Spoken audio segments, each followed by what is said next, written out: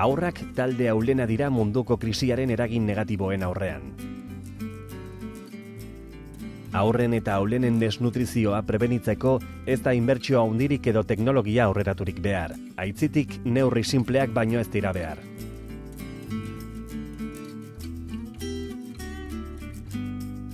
Horretan lan egiten du UNICEF erakundeak haurren desnutrizioaren aurkako tratamenduak mundu osoan proiektuarekin. Ekimen hori komunitate pobreen eta gatazkatsuenetan aritzen da, eta 1.800.000 gora haurri laguntzen die. Nola laguntzen die UNICEFek? Elikadurari buruzko kontrolak eginez, eta elikadura ohitura osasungarriak bultzatuz. Oinarrizko vitaminak eta mineralak banatuz, eta desnutrizio akutularria duten haurrak tratatuz.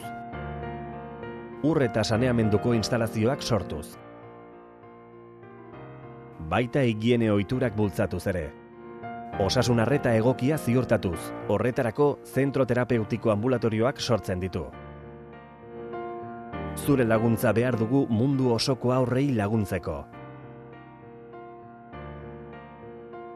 Erosi zure poltsa solidarioa Eroskin eta aukeratu proiektu hau.